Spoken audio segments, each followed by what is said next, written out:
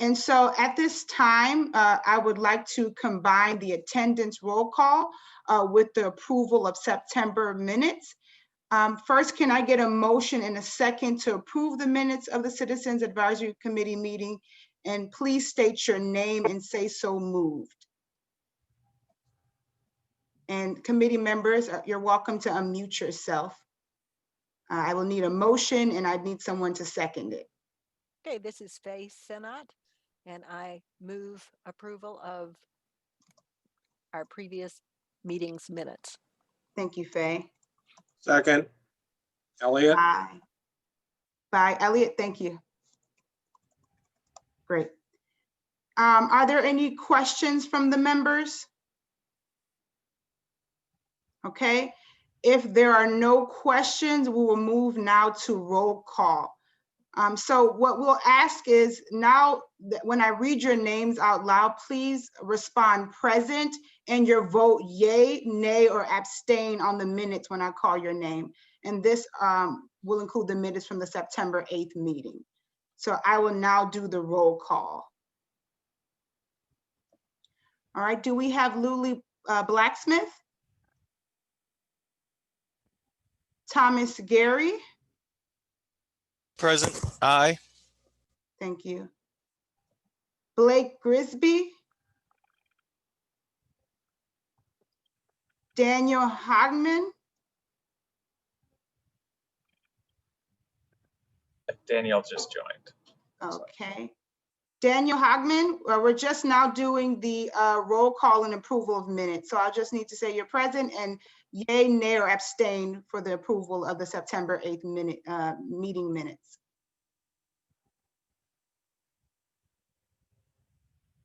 Okay. Okay. Kevin Ivers? Here, and I'll say yes. Thank you. Renee Pattern? Here, and approve minutes. Thank you. Stephanie Pressler? Ruth Rosas? Oh, she just joined. Ben Rulig? Faye Senat? Present, and yeah. I. Perfect. And Zara Swatla? Present, aye. Perfect. Daniel, I'm just going to come back to you again. And I vote aye also. Thank you, Elliot. Hey, sorry about that. Joined a little late. Present and yes, approved. Thank you. Ruth?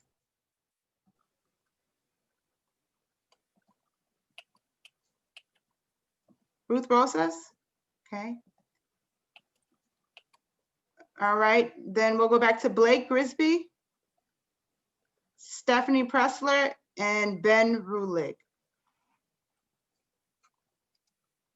Okay, I do believe we have a quorum to approve the minutes. So we'll move on to the second item of business. So now the motion carries, and we'll now go into announcements for today. So I'm going to pass it over to Dustin to give a few announcements from the board meeting. Hi, everyone. Good afternoon. Great to see all of you have been able to join us today. We just have some kind of general CMAP announcements that we want to share with all of you, just to give you kind of an update on what the agency is doing kind of in regards to the ongoing pandemic and some of the impacts of that. So first off, CMAP assembled a regional economic recovery task force at the request of the region's 7 county board chairs in the city of Chicago. The task force is co-chaired by Aaron Alleman and Paul Goodrich, representing the city of Chicago's COVID-19 recovery task force and Choose Chicago. So CMAP brought together leaders from across Northeastern Illinois for a kickoff meeting in November to support a strong regional economic recovery.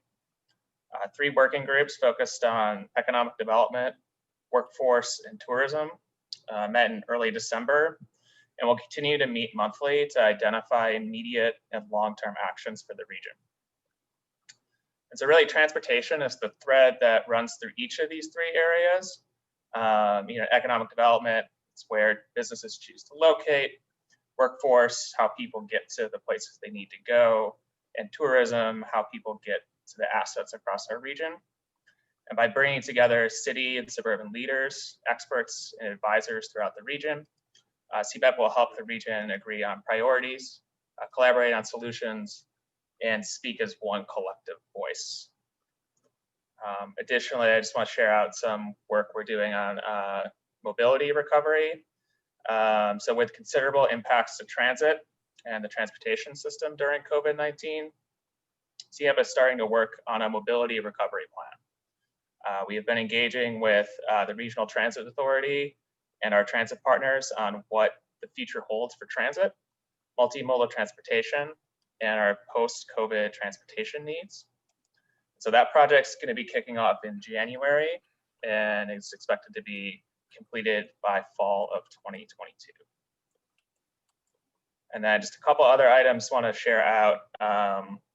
So we're doing some work on shared services as well. As the pandemic has continued to cut into revenue sources, more communities are looking at sharing services with their neighbors, and that's of course a recommendation of Onto 2050. So to help communities explore their options, we held a CMAP Talks webinar last month with municipal staff from Oswego, Buffalo Grove, and Berkeley to share the best practices they've seen in their communities. We'll also share a link out to the recording in the chat box if you'd like to watch or share that. And then finally, just tying things back to Onto 2050, our region's regional plan. An op-ed co-written by Aaron Alaman, our executive director, and Arnold Randall, the superintendent of the Cook County Forest Preserves, was published in Cranes a few weeks ago, promoting equitable access to parks. On that, only 25% of our region's residents live near parks and open space in some areas, while in more affluent areas, where over 50% have access to parks. And so Onto 2050 sets a regional goal of increasing access to parks to 65%. And that op-ed kind of outlines some of the work that's happening to make that happen. That's also something we can share in the chat box.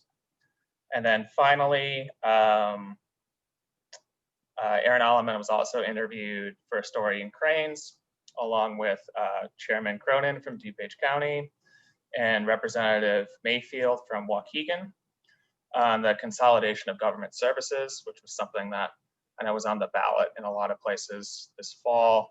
And that was also another Onto 2050 recommendation. So we'll plan on sharing the link to that article as well. And with that, I will turn it back over to you, Michelle. Thank you, Dustin. And if you're wanting to find more information on any of those projects, we'd be happy to connect you with the project managers for those particular projects. So just let us know and we'll be happy to connect you.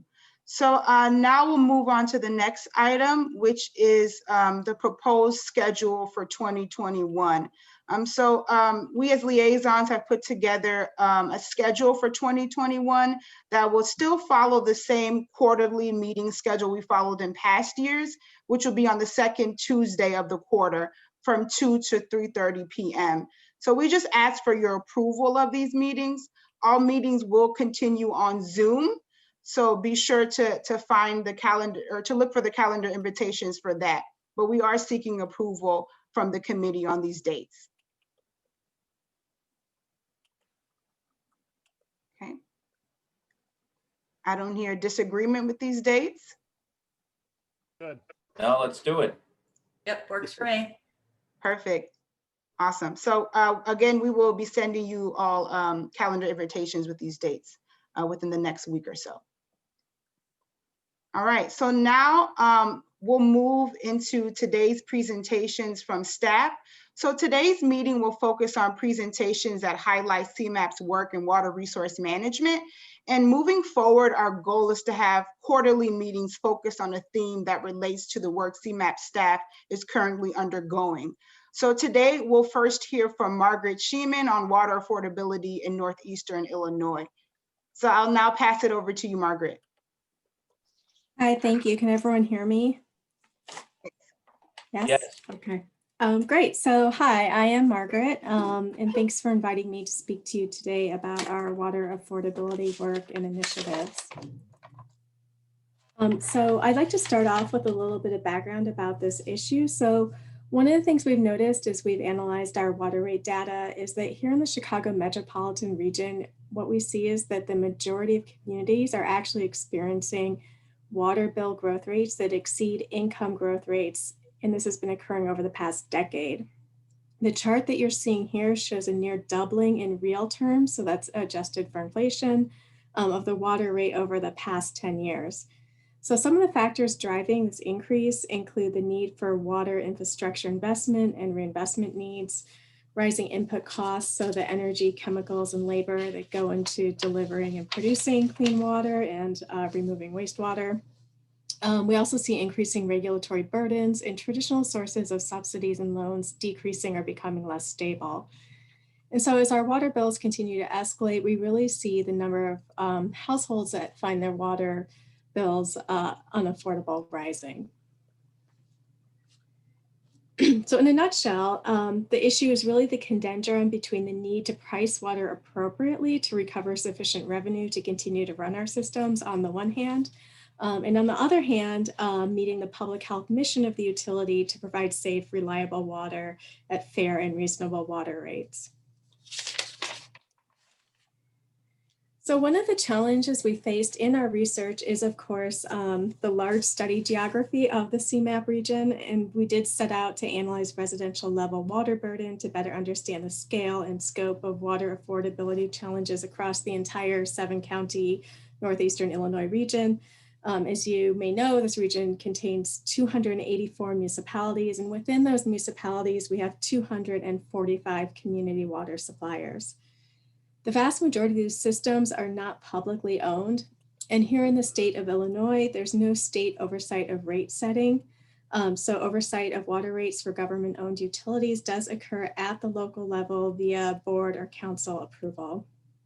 In addition, these systems are highly diverse in terms of water supply source, which you see here, the majority of our communities being served by Lake Michigan water, but outlying communities by a combination of shallow and deep groundwater, as well as other source water.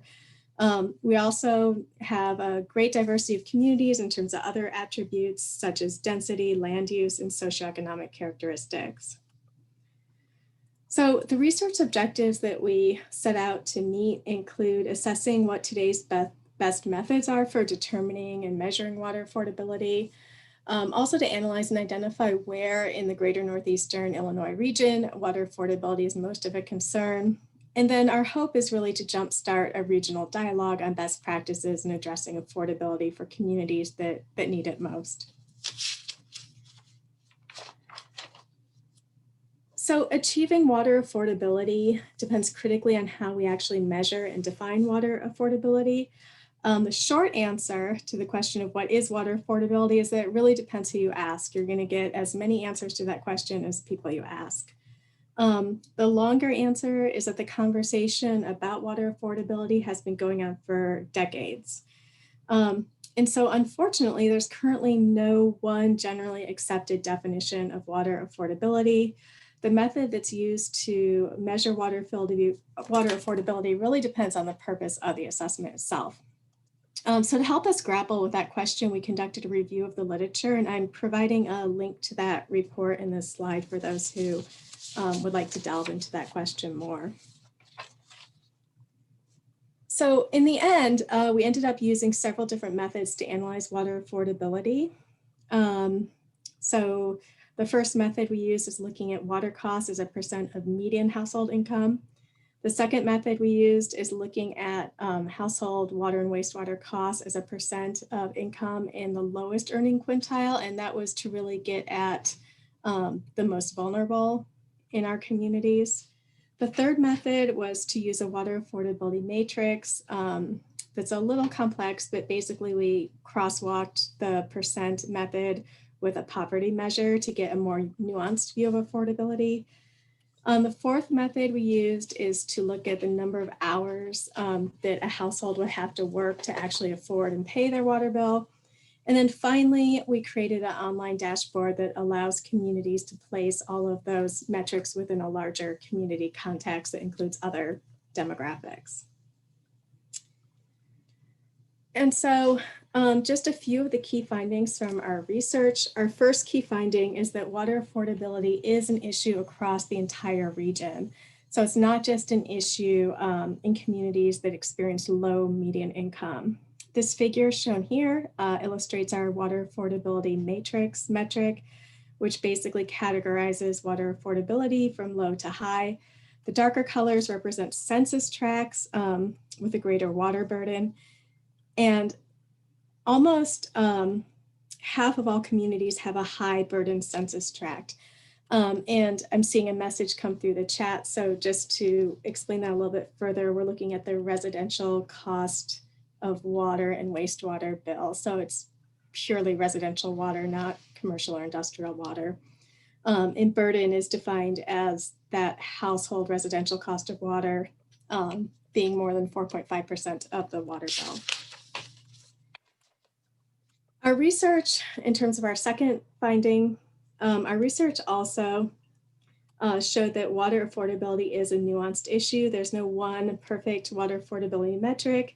And so that really makes measuring and communicating water affordability a challenge. And so we did develop this online dashboard tool, and I'm providing a link to that tool here so that communities could go in and examine our multiple affordability metrics within the larger socioeconomic context. Third key finding is that just as there's no one perfect water affordability metric, there's no one size fits all perfect solution to address water affordability. We did map activities to different community characteristics. So one of the things we did was identifying actions fundamental to utility management that all communities can take. Beyond this, and I'll talk about this a little bit more in a minute, we have a variety of local solutions that can be tailored to meet the needs of specific communities. But we also recognize that more robust state and federal solutions will be necessary, particularly for communities that lack financial capacity to go at this issue alone. Our fourth major finding is that we found evidence of racial disparities in water burden. The figure you're looking at here maps the geographic distribution of water burden for majority white and non-white communities. And what we found is for majority white municipalities, only 23% contained a water burden census tract, where 62% of majority non-white communities did. So very much also an equity issue across our region. So how do we address water burden? So after we looked at how to measure and define water affordability, we also conducted a review of programs and policies that have been used across the nation to address water affordability. And I'm providing a link to the report as well if people are interested in taking a look at that. But I'll briefly summarize some of the lessons that we learned from this review. So the first, we took all these strategies and we put them into several buckets. And so the first bucket is addressing escalating water service costs, which of course is one way to make water bills more affordable. So some of the larger umbrella strategies to reduce water costs include asset management, increasing federal and state funding sources, and then exploring shared services and regionalization models for our communities. So when we're able to implement cost reduction while protecting the level of service, and by that I mean that we're not going to compromise water quality, water pressure, or customer service in order to do so, then all users of the water system really benefit from those management strategies. A second strategy we identified is water conservation. So similar to cost reduction, water efficiency is really one of those foundational utility management strategies we can use. So not only does conserving water resources decrease the water bill for customers, But at the utility level, for utilities near capacity, conservation can also reduce costs by delaying or deferring the need for costly infrastructure expansion. And so the report provides a full checklist of strategy recommendations for water conservation, such as leak detection and repair, to outreach and education campaigns. The third broad strategy that communities can use is to take steps to actually integrate social objectives such as water affordability into the rate itself. So actually involving the community in the rate design process. There's many types of rate design strategies that can be used to address water affordability. So from lifeline rates, which is providing an essential amount of water at a low cost for folks, through the whole list to connecting charges to property values. And again, there's a full checklist of those strategy recommendations that we include in the report for those that are interested in exploring them. The fourth strategy is really the largest bucket. So that involves all those things that utilities can do to strengthen and create customer assistance programs. Three big subcategories there are billing and collection. So those are policies that are aimed at making it easier for customers to pay bills on time, to avoid late payment penalties, to avoid water shutoffs, and also to help utilities prevent and minimize unpaid accounts. Also, bill discount programs can be used. So either a discount on the water or sewer bill, the entire bill, a percent discount, so all kinds of things that can be done to provide a discount for customers who need it. And last but not least, crisis assistance, which is a short-term assistance for folks going through an emergency. I do want to emphasize this one because one of the things that we found that's most disturbing about this issue is that water service disconnection can lead to eviction or an uninhabitable residence. And so providing crisis assistance to avoid that is considered a critical component of a water affordability strategy. Strategy 5 gets at an issue that we've seen where water affordability programs I mentioned typically target owner occupiers. So folks who are directly receiving a bill for water. They can really be ineffective. A lot of the programs are ineffective in targeting households that don't directly pay for water, most obviously renters. And so providing assistance to the hard to reach community really requires a completely different set of strategies. Direct assistance can be used, for example, providing vouchers or discounts to landlords or tenants and mechanisms to ensure that those discounts are getting passed along to tenants. And indirect assistance is also important, and that involves the utility and landlords increasing knowledge of and partnering with other existing public assistance programs, such as financial counseling and other housing and energy assistance programs that can be used to address the entire financial situation that's happening. Third, targeted conservation programs. So targeting your water efficiency efforts to multifamily buildings specifically to help the folks who need it the most. So while all of this work in the literature review really provided us a overarching regional viewpoint and also kind of a laundry list of approaches that have been used by other communities in addressing water affordability, it was really beyond the scope of this work to look at community-specific on-the-ground situations or to address the effectiveness of programs in terms of meeting specific community targets, such as reducing shutoffs or reducing arrears or other goals that the community may have.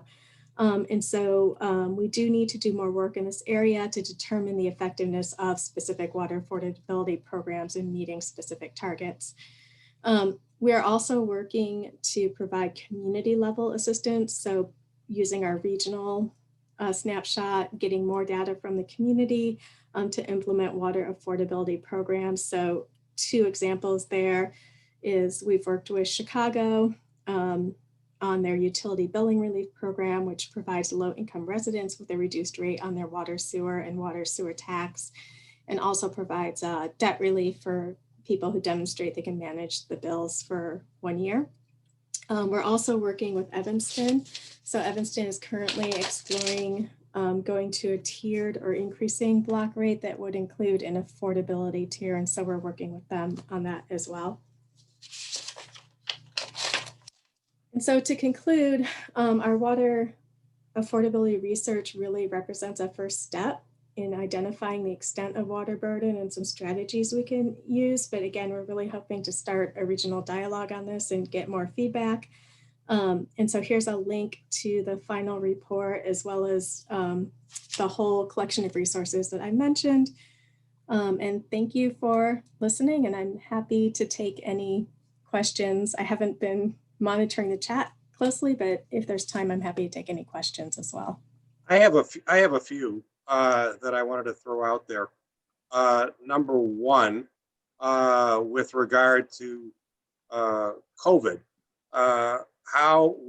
what has or has not been done, or what has been looked at all during the course of the study, as to what's been done to give to relief for people who are impacted, and what governmental policies have been implemented statewide or locally to deal with that. And let me just go on with a couple other things, then you can address them all. The other, I was just wondering what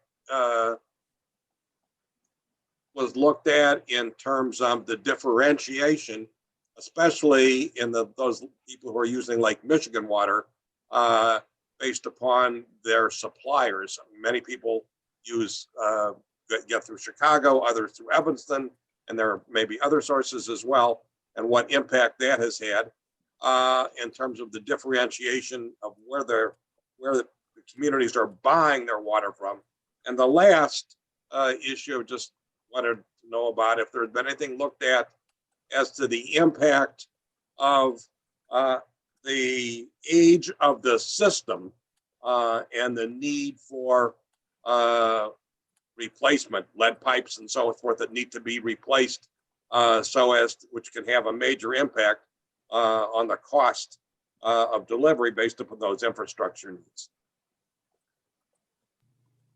Sure, thank you.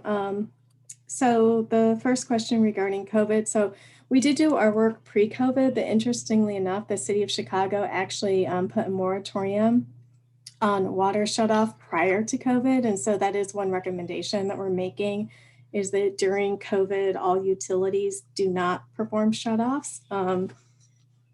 Because as I mentioned, this becomes a housing issue and a homelessness issue if your house becomes uninhabitable. And so the city of Chicago really led the way even pre-COVID with placing a moratorium on those shutoffs. Another issue that we've seen with COVID that we haven't worked with directly, but I know there's a webinar, I believe it's next week on this, but we've seen that this is more of an issue for on the commercial side, but with the reduction in demand of water, when the water is not running in schools or in commercial buildings, that we have the potential for disease such as Legionnaires to start developing in that pipe system. And so addressing the safety of turning the water back on is something that I know the Illinois section of the American Water Works Association is working on, and reaching out to communities to be aware of potential issues with water quality that happen when they've had a building that water has been shut off or been reduced and they're now turning it back on. But I'm definitely interested in hearing people's experiences with COVID and building on those recommendations. For the second question, with differentiation for Lake Michigan water suppliers, last year, or maybe it was 2019, there was a state bill passed, and someone on this call may actually know which state bill it is, but it was passed to do a water rate study to look at specifically pricing of Lake Michigan water and what are the factors driving that.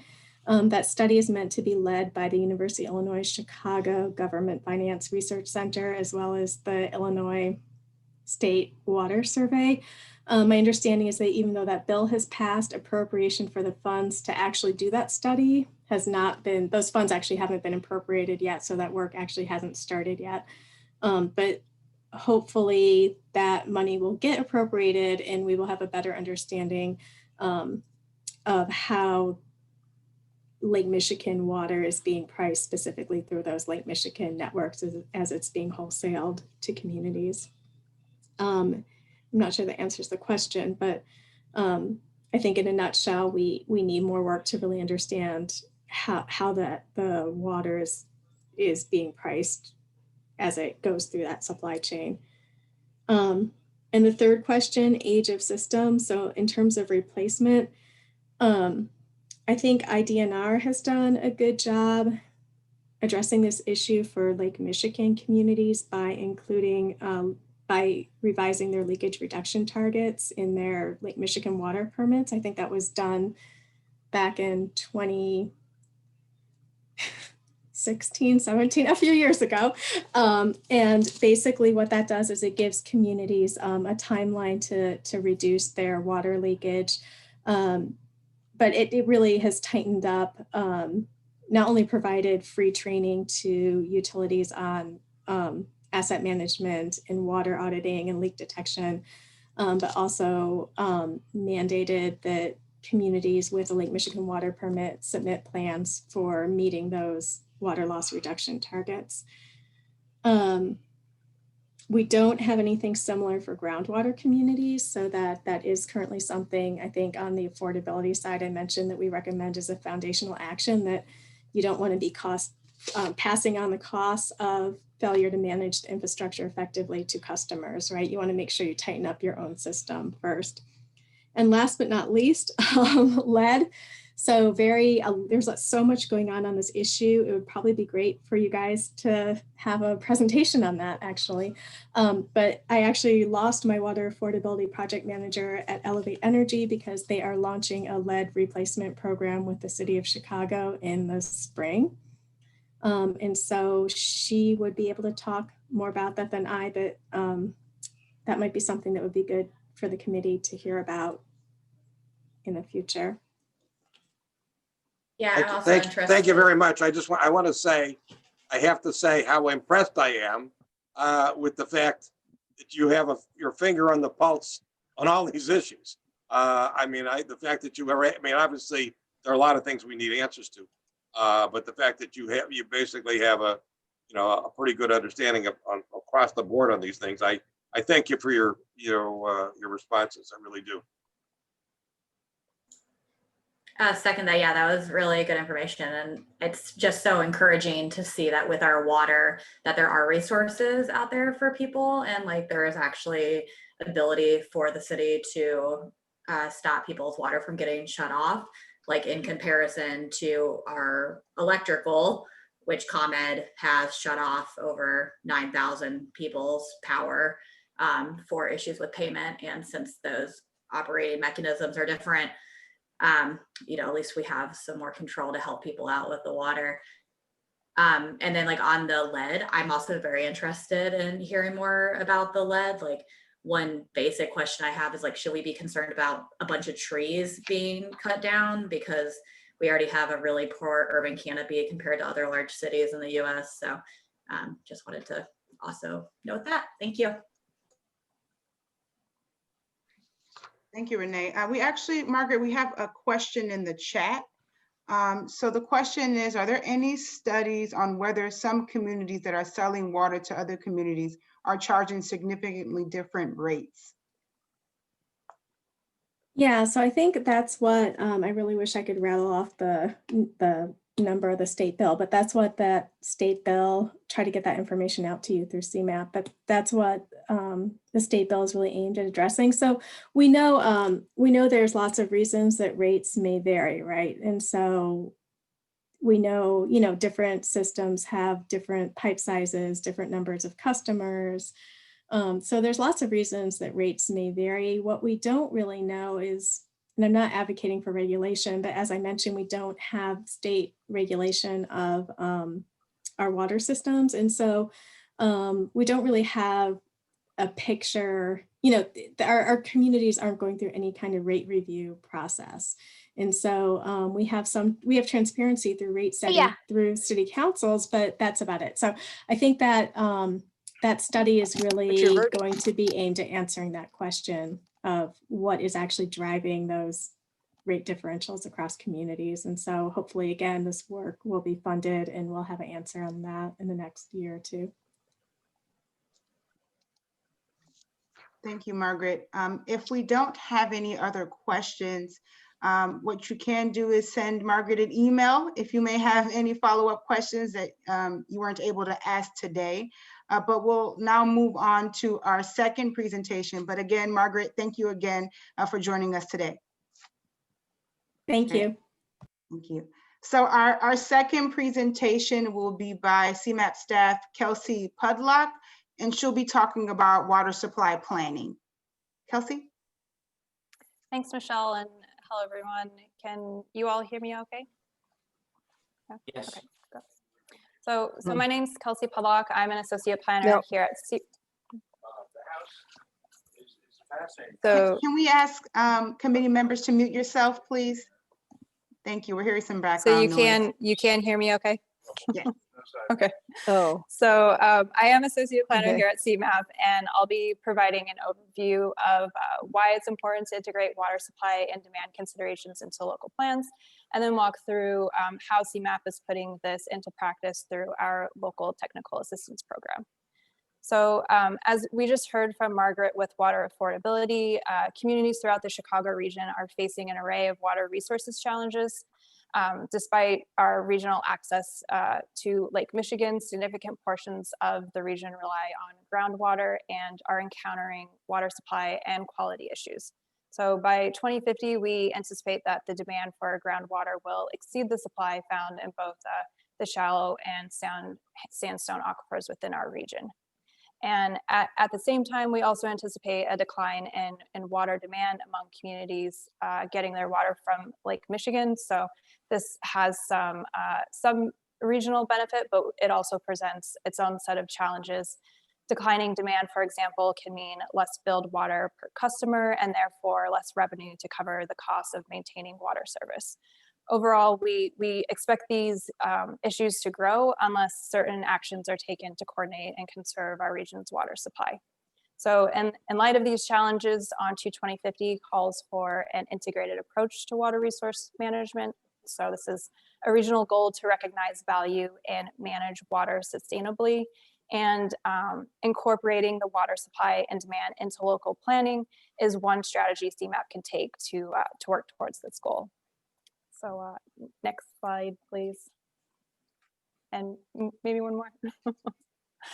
So we see this as a key step because understanding how planning decisions impact drinking water is essential for maintaining the region's long-term supply. Historically, water utilities have addressed drinking water issues, but the way we as planners plan and develop our communities really affects the quantity and quality of our water supply, the amount of water used, and the amount of infrastructure required to get water to residents. So I just want to take a look at each of these in a little more detail. Next slide, please. So development typically includes impervious surfaces that can reduce the groundwater's or the ground's infiltration capacity and instead generate runoff, and that runoff can carry pollutants like road salts and fertilizers and contaminate nearby streams or aquifers. So avoiding sensitive lands, protecting land or protecting natural areas, and using infill and redevelopment to accommodate growth are all important strategies that we can take in local plans to protect the quantity and quality of our water supply. So with regard to water use, certain land uses, building types, and development planners or development patterns consume more water than others. Development patterns also play a role in how we design and how we maintain infrastructure over time. So for example, community or compact development, in addition to water efficient plumbing or building and landscaping standards, can make it easier for residents to reduce water use. However, on the other end of the spectrum, large lots and more dispersed development patterns typically increase water use, as well as the length of pipes and other infrastructure, which can lead to higher long-term costs due to increased potential of water loss, replacement needs, and energy demands. The location of new development can influence costs as well. So a good example of this is infill development, which can improve the efficiency of the water system by increasing the customer base that helps maintain the existing infrastructure, whereas greenfield development requires new infrastructure and therefore adds to the system's overall long-term capital costs. Studies have also found that water efficient land use decisions and other conservation practices can also help reduce costs associated with expensive utility expansions that are often prompted by excess use. So the diagram here illustrates how an effective water conservation program can influence the time of infrastructure investment. So whether that be delaying when new expansion is needed or reaching a point where downsizing the infrastructure is the most sensible option. So, and all that, these types of things help utilities save money. So to sum things up, if we're interested in seeing greater coordination and conservation of our region's water supply, we need to rethink how we're planning. So during a comprehensive planning process, future land use plan should be considering how proposed growth patterns could impact available supplies and infrastructure capacity, and then adjust policies accordingly. Planners and water utility managers also need to work together to align local planning efforts with current and future water supply constraints. So this may mean making sure that potential development generated from our potential demand generated by new development isn't detrimental to available supplies, or adjusting water rates to be more resilient to variability in water use. So next slide, please. So here's a look at some of the work that CMAP has been doing to ensure supply and demand information is being used to inform land use development and infrastructure investments throughout the region. So in 2018, we received funding from IDNR, the Illinois Department of Natural Resources, to update the regional water demand forecasts and then develop municipal scale forecasts for communities. In 2019, IDNR funded a series of projects aimed at using the forecast to bolster CMAP's local planning efforts. So this included developing an approach for incorporating supply and demand into the local planning process, and then piloting the approach with 2 LTA projects. So we continue to continue doing these pilot projects, but we're still in the process of securing funding. So we're just keeping our fingers crossed on that one for now. In any case, the approach we developed considers water supply and demand at multiple phases of the planning process. Next slide, please. And with the majority of it being captured within the existing conditions, as well as the visioning and plan development phases. So within the existing conditions phase, planners should be conducting a source water assessment. So first identifying the water sources, and then taking a deeper look at water quality and quantity, as well as infrastructure and operations used to treat and distribute the water to the community. We recommend using regional and sub-regional studies to assess the sources quality and quantity, including CMAP's demand forecasts, which have some useful information with regard to historic use trends as well as the future trends. And then we found that it's best to reach out to the community or the utility themselves to gain insights on water service and supporting infrastructure. Then from there, planners should review conservation and demand measures based on the issues and priorities that have been identified within that water assessment. So from there, key findings should then be used in the visioning and plan development phase to inform future land use maps and create goals and recommendations that address the needs of the community, as well as aligning the water supply and quality strains that may be present. So this approach was applied to 2 comprehensive planning projects, one for the village of Burlington and the other for the village of Bonee. We strategically pick these communities because they rely on different water sources and are located in different parts of the region. We also thought it would be good to select projects that were led by staff as well as consultants to make sure that the approach is useful for both groups. Since the grant and the project timelines didn't quite match up as much as we would like, so 2 memos were prepared for each of these communities, one outlining key findings and the other outlining recommendations to be included in the land use map and the final plan. So both of the projects have yet to be completed, but I'll provide an overview of each. So this first one is Burlington. Burlington's a small community in Kane County that relies on groundwater from a combination of shallow and deep sandstone aquifers. Most of the community is on septic, and the primary land use in the area is agriculture. So both of these have potential to pollute the shallow aquifers in the area. So it's worth noting this because much of the land is moderately susceptible to groundwater contamination. And so in response, we recommended that the community apply agricultural best practices to minimize pollutants and runoff, as well as promote septic system maintenance and replacement. Many of the wells that reach the sandstone aquifers within the southwest portion of the region are at risk of running dry by 2030. However, Burlington's don't appear to be impacted by this trend. So that gives them a little bit of flexibility with regard to future growth. However, if they do decide to grow, we recommended that the village update its water utility forecast, reevaluate their water rate structure, and start conducting water loss audits to help improve their distribution system overall. And most importantly, with future growth being of interest, we also recommended that promoting the use of compact and low impact development. So the second pilot project we worked on was Moni. Moni is a slightly larger community in Will County and relies solely on shallow aquifers for their water supply. So the village has a mix of land uses ranging from agriculture to commercial as well as industrial and manufacturing.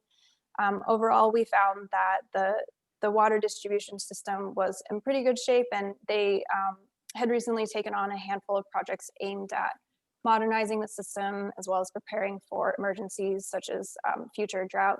So we did find, though, that the village uses a declining block rate structure, which typically doesn't encourage customers to conserve water, nor does it generate the adequate revenue relative to water consumption. So we did recommend that the village conduct a cost of rate study to ensure the rates promote conservation, affordability, and provide some financial security for the utility overall. With regards to water quality, the southwest portion of the planning area is vulnerable to contamination. So a handful of roads in this area are run through this area as well. So we made a handful of protection recommendations. So measures to promote sensible salting, agricultural best management practices, and then again, promoting the use of compact and low impact development. So Moni is a little further along than Burlington at the moment. So the next slide, please. Here's an example of the future land use map that's being drafted, and it highlights some of these recommendations and how they're getting reflected in planning for their future. So in the southwest corner of this map, you'll see that there are some waterways that have been buffered. So these are protection areas that have been placed around them and their floodplains to minimize development. And then in the northwest area, it was previously considered to be single family, and then industrial use is sprawling into the west. So instead, you can see that there is low impact residential development being recommended here, and incorporating conservation design aspects into that. And then the industrial uses are more or less confined to the I-57 corridor that runs through the planning area. There's also some compact development going on in the town center with a combination of multifamily, residential, and commercial mixed uses.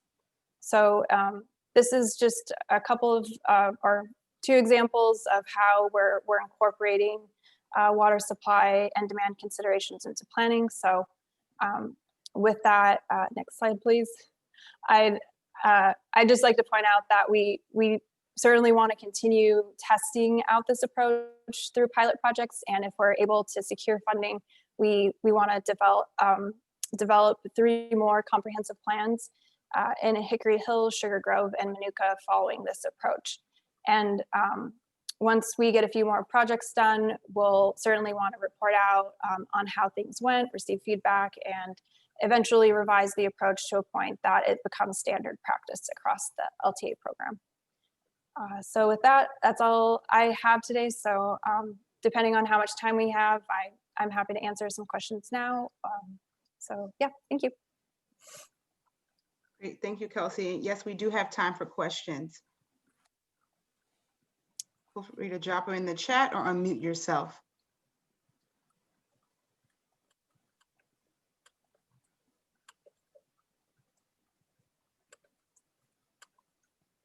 There's a question in the chat from Daniel. And I just saw you updated it too. Daniel, do you want to talk about that? Yeah, you know, one of the things I've noticed, and it's been documented in various local news sources the last few years, you know, potable water, affordable water is great. It's very important, as we all agree. It seems like some areas are preparing for droughts, and then other areas have sort of more water than we know what to do with. It could be, you know, a byproduct of climate change or just rising water tables.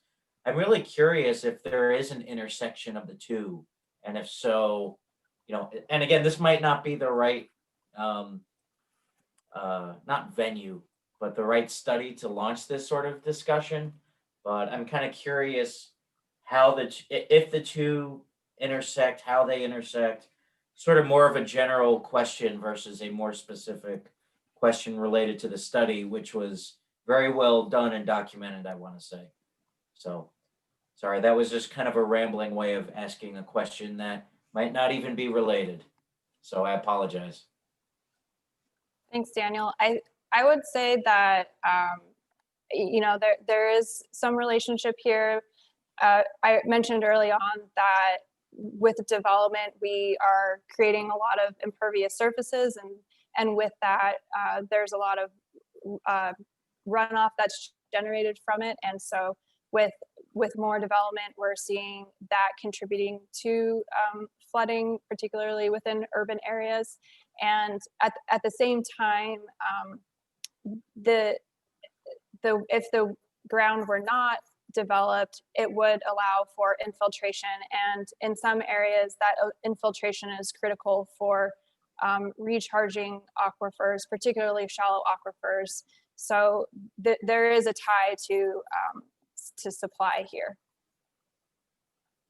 That makes sense. More buildings, more development, less room for aquifers. I just want to inject on that. I wonder if historically we've seen significant improvement or not based upon the development of engineering as the development of the suburbs has evolved with detention and retention basins and so forth as part of the planning process. Have we seen that has had a major impact, or do we still have lots to learn to deal with this issue, if anybody knows? I think from a stormwater management perspective, yes, what has been being done in suburbs with regard to detention basins and different infrastructure to better capture stormwater and prevent flooding has been improving, and it is making a difference. And with that too, I think something that we need to work on is maintaining them so that they continue to function in their capacity that they are initially built and designed to provide. So yeah, I think it all is helping with regard to stormwater management. I want to bring up out in McHenry County, we saw it more living out here, but you started to see these little boxes at different parks and such with a little satellite antenna on there and a solar panel. And basically they're these groundwater monitoring wells. So I was just Googling this. I'm going to share this link. It's actually pretty interesting. from the USGS. So these are groundwater monitoring wells, and in McHenry County, there's something close to 40 of them that the county groundwater management department or division partnered with the State Geological Survey and USGS. And at any rate, if you ever look at these links, and there's some other counties here in the state listed as well, it's pretty fascinating how dramatic the swings can be after a heavy rain event or in the midst of a drier period. And so one, you can look at the levels, you know, how far deep do you have to go before that water's there? And you can realize how truly sensitive some of these places are. It rains at 2 o'clock, and at 4 o'clock, you know, 2 hours later, there might be some of these wells where the water dramatically increases. So very interesting, again, the sensitivity of some of the areas. The other thing that I'm going to link here is some of, I think to Elliot's point, some of the learnings that they've had. And one of the things that it talks about too is the, you know, the chlorides and salt that we use in the winter and how that has an effect. And again, getting into the groundwater. But in my work, my regular job, I've got experiences with urban environments where they're restoring old steam tunnels or different tunnels beneath the ground, like in the middle of Chicago, in the middle of Milwaukee, these old tunnels. And a lot of those places, the infrastructure is in part suffering because of the chlorides used in the ground, in the salt. So not just an issue with our groundwater, but also the infrastructure. So all that snow melt and such permeates through, you know, areas in the streets and ends up going in and has an effect in a lot of ways negative on a lot of that stuff. So anyway, just interesting things. And again, one snippet of perspective there.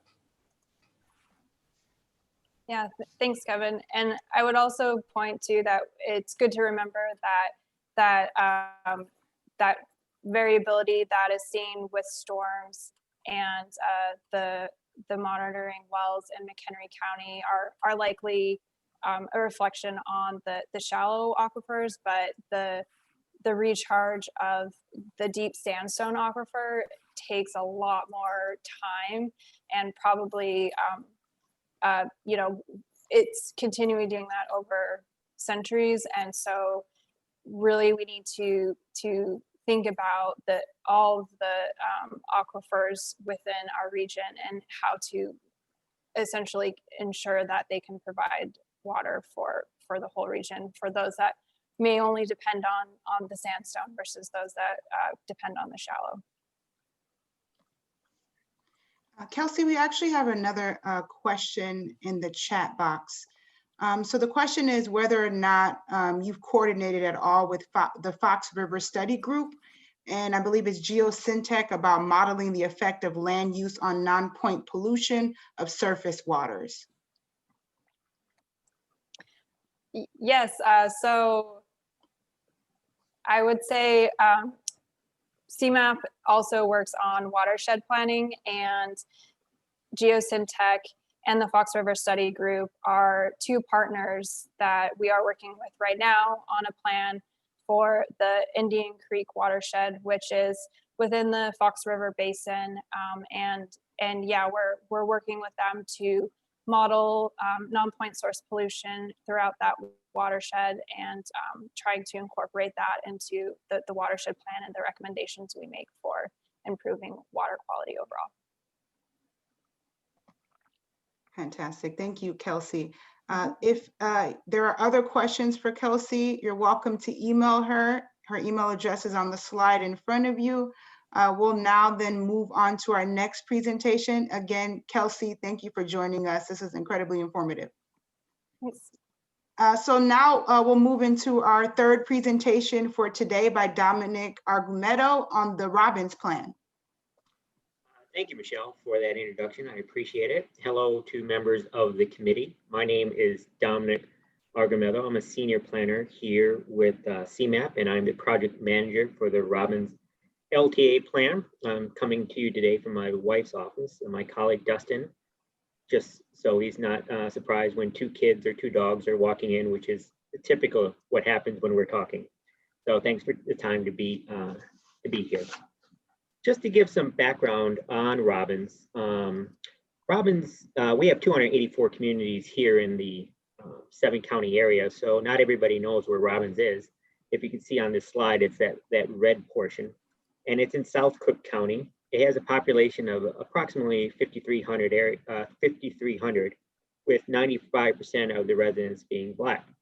It has one metro stop, Robbins Station, and it does face economic challenges. 35% live below the poverty line. The median family income is $27,000 and unemployment is 23%. With all these challenges, and the community has a variety of pride, it's to work to strengthen their community. So that there's been no shortage of plans over the last 20 years in Robbins. There's been a corridor plan, there's been a pedestrian access improvement plan, there's been an economic development vision, there's been a comprehensive plan, a brownfield study, and an overall redevelopment strategy. So let's look at the why. 2 whys. 1, why will this plan work, which is different? And why is this subject even on this agenda dealing with water? So there's 2 things here. Both answers that is the Robbins Park, which is coming in 2022. That's going to be a 52-acre MWRD stormwater management facility. And it features a retention lake surrounded by 30 acres of parkland. And why that's important is this stormwater management facility is eventually that's going to take care of 80% of the land vacancy near the metro station. Now, I actually heard of this project before I got to CMAP. I heard it, I've been at CMAP since February 2010, and I actually heard of this project on an APA podcast and hearing somebody from MWRD talking about they could have just built a stormwater management facility to take care of the flooding, but they decided to look further than that. How can it be integrated into the community? How can it be more than just a stormwater management facility? And how can it assist in overall planning efforts? Let's look at the next slide to show you what kind of difference it will make. If you can see that green outline is where Robbins Park will go. On the left of your screen, yeah, you'll see right below it, all that water of that green park, and that's right near the metro station. So that's why 80% of the land near the metro station is vacant. With the park going in, you can see how much it's going to take care of that flooding overwall into the floodplain, and it's going to deal with it. So it's really going to make a difference. This is prime land that's vacant, that's right near the metro station. So this is going to be a tangible spark that's going to provide true change. The past plans, while they were done with the best intentions, they required some sort of political will to get this done. This park going in is going to have shovels in the ground. There's going to be various milestones. The shovels going into the ground, construction, ribbon cutting. The people in the community are going to see something that's going to change. So what's going to actually happen? How can the community actually capitalize on that?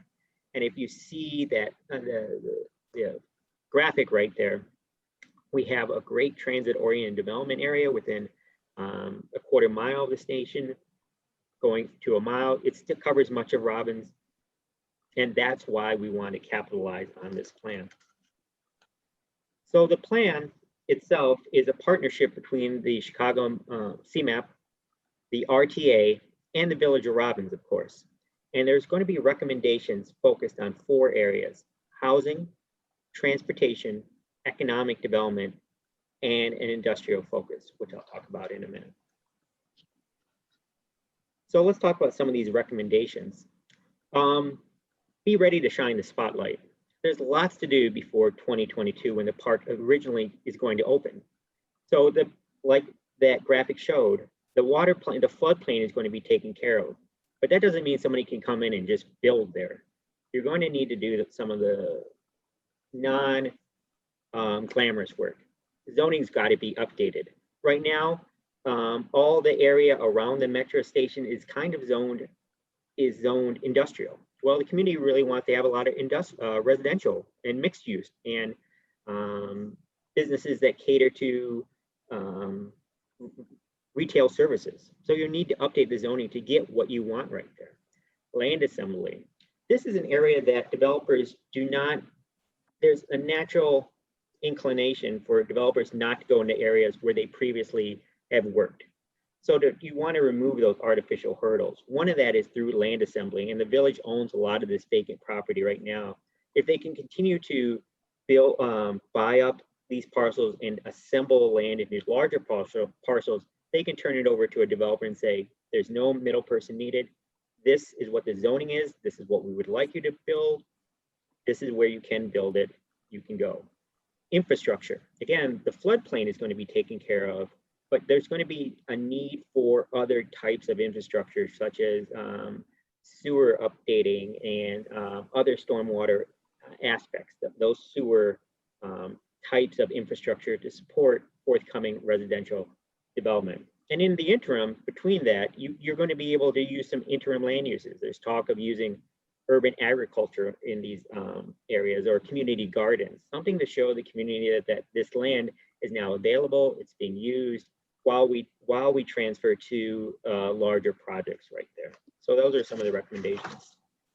And then building off of that, once we've done that before 2022, you want to say and sell your vision. One of the things that Robbins is going to be looking to do once they've done this work is to go to the developers or go to people who are looking to invest and tell them what their vision is. Perhaps by posting an RFP, a request for proposal, a request for qualification on their site. I come to CMAP having worked in previous municipalities, and I've seen this succeed where the municipality owns a parcel of land and they announce to developers what they want in an RFP. If you come in and you build this type of development, you will be able to get approved in such and such in time, and we will work with you to get that done. So you have to not just assume that the developer knows that, but that you've told them that.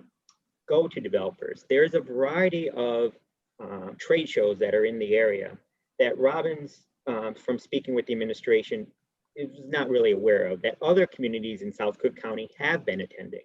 So we want to attend those to network and start talking to developers. These are low investment, but you're able to still meet developers. When I first asked about trade shows with the community of Robbins, the administrator was like, "You mean the one in Vegas?" And we're like, "We don't have to go to Vegas. We can go to Navy Pier." And I think that's little things like that to network, to be able to tell developers where you want to go and amplify your story. The website, Robbins, from all these plans that I previously mentioned, they,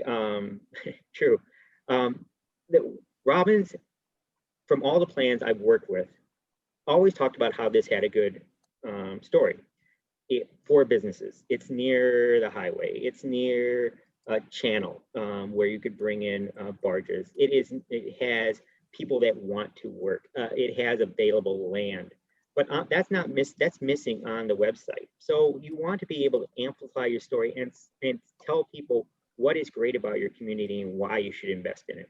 And that's something we're going to be working on with the community as well. Because of the park coming in, we're looking to build off of that park. Now, we talked about the primary area near the train station with the transit-oriented development, but that can further lead to economic development, reinvesting in corridors. When residents of Robbins talked about their community 30 years ago or 40 years ago, they talked about how their community was so vibrant in terms of people. You had a lot of. There's a house here in Andover on Alderbrook Road. Faye, sorry, we can hear you. No problem. And then you're able to invest in the community because you can see where that park will fit into the area of Robbins, where you have the primary area to the south.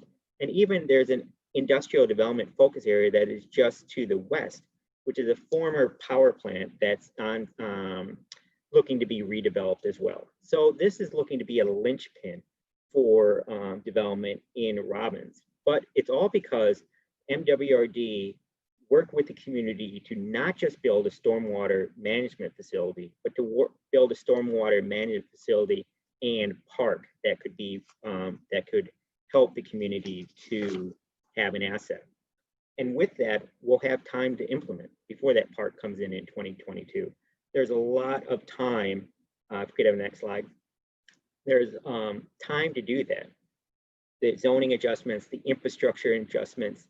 It's time to be ready and time to adjust. And I think that that can happen. And this is Robbins native Nichelle Nichols, who of course we all know as Commander Uhura from Star Trek. And I think if we can work toward this, we can all have a chance to live long and prosper in that community right there.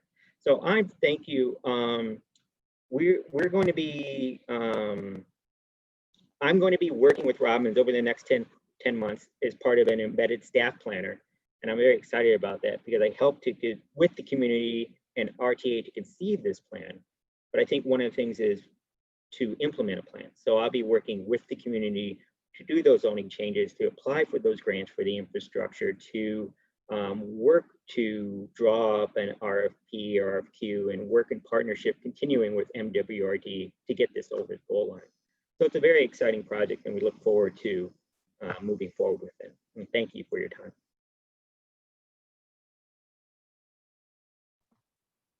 Thank you, Dominic. This is incredibly interesting. We do have a few minutes for questions. Do we have any questions for Dominic? Not a question. One of the things that we've seen more and more of happening in the city is promoted by various aldermen and other parties is the use of participatory budgeting. You know, you kind of have a blank slate here, and a good way to engage local residents and even businesses is to, you know, gather ideas through some sort of, I don't know, maybe community meetings or online form submission, and then have, you know, if there's money when it comes to, you know, some of the specific park features, you know, to put it up as part of a participatory budgeting process. I mean, that could be a good way to get more eyeballs on it, some more buzz, but also community engagement.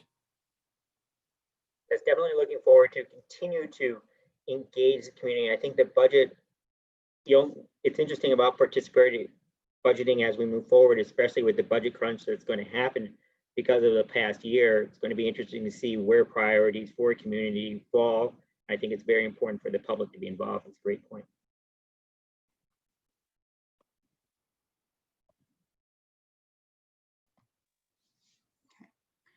If there are no other questions for Dominic, you're welcome again to email him. His email address is right in front of you. Dominic, thank you again for your time. And we'll now move on to our discussion, which is the next slide. So for about 10 minutes, myself and Dustin will be in 2 breakout rooms discussing maybe any comments you have from today's presentations or maybe any feedback you may have. So we will launch the breakout room shortly. And again, we'll be here for 10 minutes, and then we'll come back to the main room for public comment and adjournment. Before we do, I just wanted to throw something out of concern in light of what we're facing as a region, as a community. Obviously, our whole transportation system is in dire straits. And I'm very, very concerned about what it's going to take to get it become operational again, and getting people using it and feeling comfortable using it.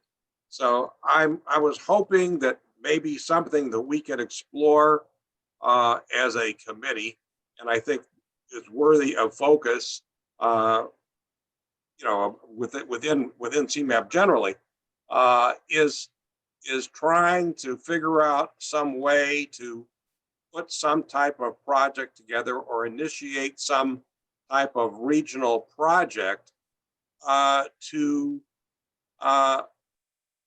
basically restore to talk about what we need to do to restore confidence, what we need to do to get people utilizing transit throughout the region.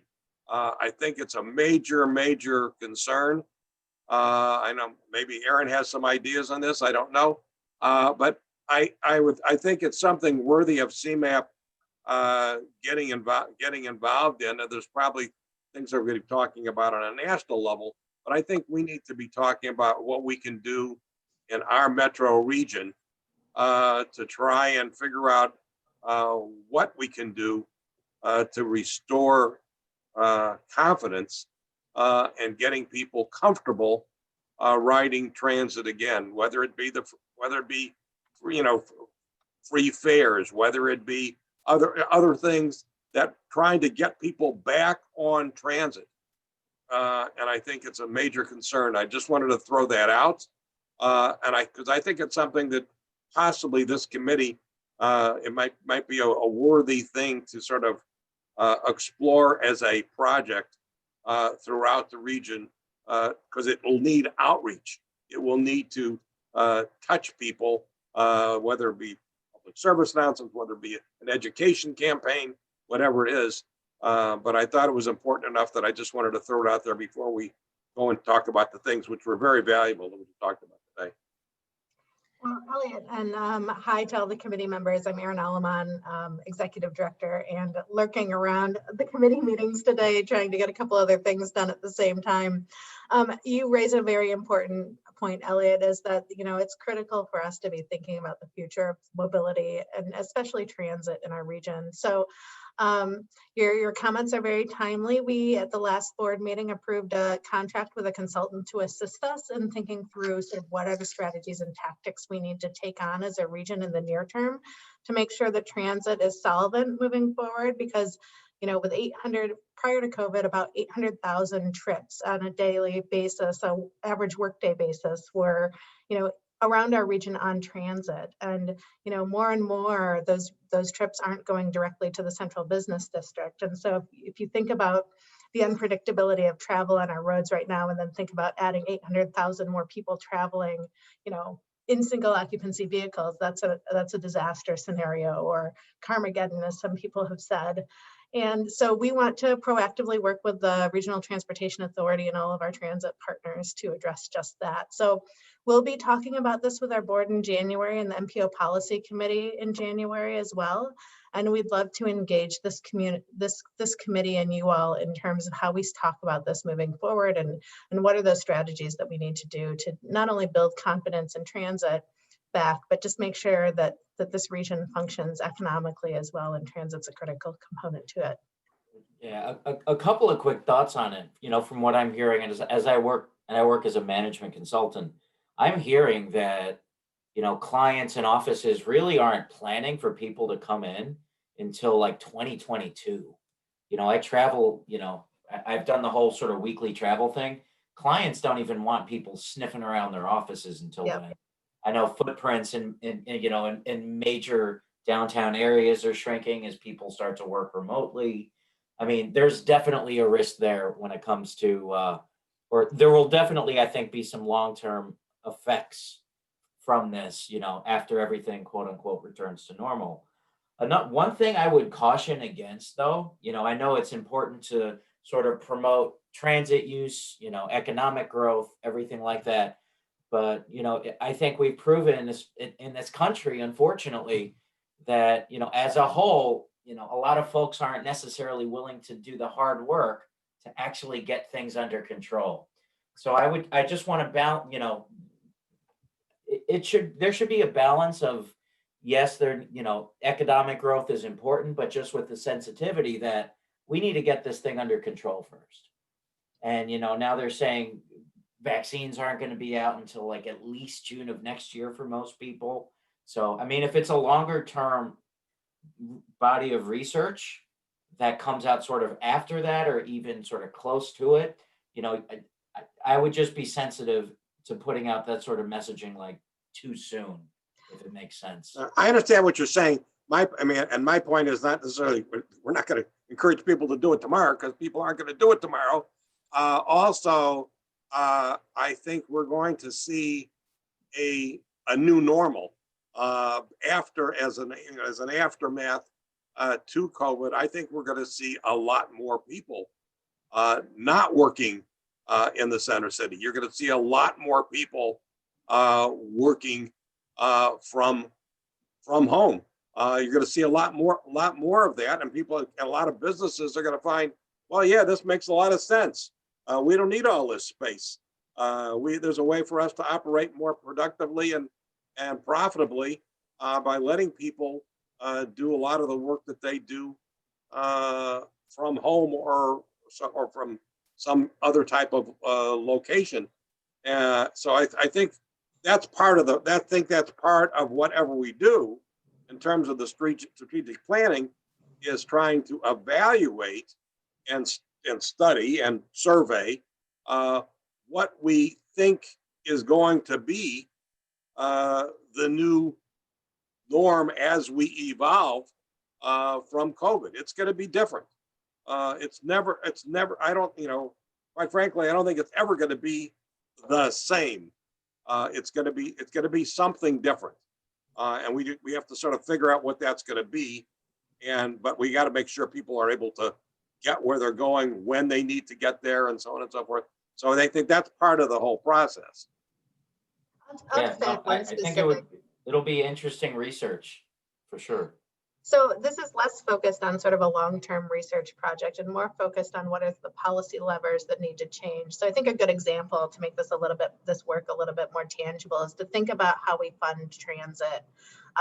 Transit has traditionally, maybe a decade or over a decade ago, they used to get operating subsidies from their federal dollars that they get to all of the regions across the region. And right now they only get capital infrastructure.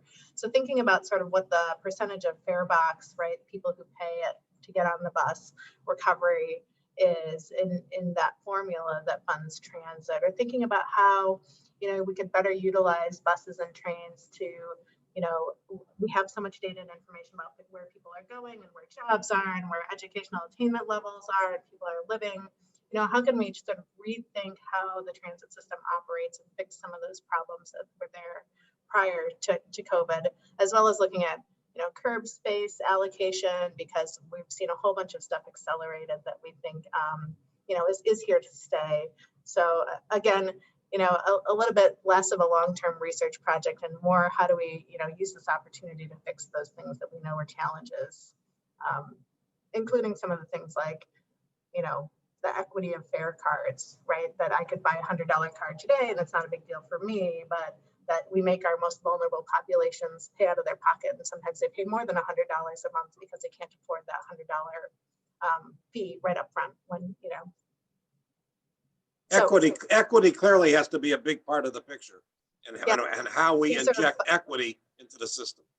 To butt in here, but we're excited about this work, and we will bring more feedback. And maybe that's a good note for the committee liaisons. To the next meeting should be focused on some of this transportation mobility stuff to get your feedback.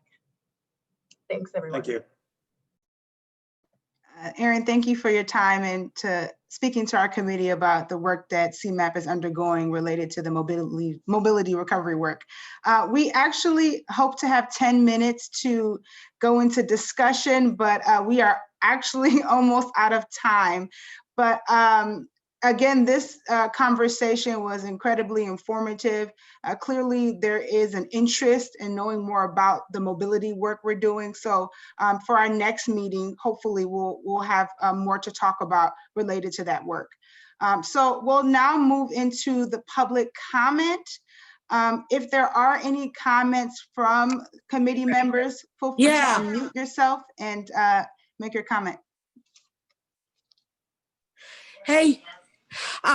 Yes, this is Heather Armstrong, and have you guys seen the documentary about the Great Lakes?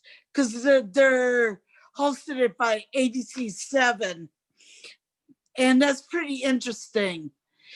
Another thing I have is have a concern about the Great Lakes and how it's going to be overflowing onto Lakeshore Drive. Heather, can you share the link to perhaps maybe the documentary, or if there's an article that talks about the documentary, maybe you can add that to the chat? Okay, I'll try to find it. I know if you go on ABC7 Chicago, you can easily do it, but I don't know how to do it to the chat. That's all right. We'll look for that. Thank you. Because I've shared it onto Facebook about it. Perfect. And it's so great to hear from you. I hope Iowa, I believe you're in Iowa. Is that correct, Heather? Not yet. Ah, okay, We're okay, almost. we're having problems. We're getting the voucher. Well, are there any, thank you, Heather, for your comments. Are there any other public comments? Happy New Year to you. It's Garland Armstrong. And what my wife is saying, make sure about for the Great Lakes. And I think sometimes with the disability people who sometimes individually going down there, they need to be aware of sometimes with the flooding, sometimes when they're taking a little stroll down there, they need to watch out because they don't know when the current will strike them and how to be extremely well prepared for it if they're going to go by themselves alone or with a partner. So they need to know what to do, how to, if they're, once they're closer by to it, like, you know, like where bicycle riders and then they're walking or someone pushing, they need to be watching out for the currents when they're coming right into it. So they don't know what to do or how to be well prepared for it. So I think we need to educate it for the disability community so they can be extremely well prepared because they're not prepared for this because no one has never taught them in the disability organization or disability community saying what to do if we decide to go by ourselves alone, even without social distancing. But here, all of a sudden, here comes a flood and what to do next. So they have no idea and no planning on what to do. So they feel like they're out of touch and they just feel like they're caught in the middle. So we need to get a strategic plan and get this one extremely well prepared so that it won't happen down the road. So we can say we should have a backup plan. That's what the problem is. Most people don't have backup plans. So that's what the time is right now for us to set up a backup plan for this. Thank you, Garland. Thank you, Heather. It's great to hear from both of you. Thank you for your input. Our pleasure. My pleasure. Our pleasure. Quickly before we adjourn, I do actually want to circle back to the roll call. I know some members joined after we started, but I just want to get the minutes approved and to confirm you are here. So if you would indulge me for a few moments, I'm just going to read out a few more names. Lulu Blacksmith, Blake Grisby, Stephanie Pressler, Ruth Rosas. Hi, Michelle. Hi, and just yay, nay on the September 8th committee meeting minutes? Yay. Okay, thank you. And then Ben Rulig. Okay, thank you, Ruth. All right, so we are actually at 3:30, and so we'll now adjourn. Our next meeting will be Tuesday, March 9th, 2 to 3:30 p.m. And again, please look for a Zoom invitation shortly. Good to see you all. I wish you all a very happy holidays and a happy new year. You too, everybody. Wishing everybody the best. You too. And then Heather's birthday is coming up fast on New Year's Day. Happy early birthday. Early birthday. Everybody stay safe, everybody. Stay safe. Bye. Bye. Thanks, everyone. Bye-bye. Take care, everyone. Thanks for joining.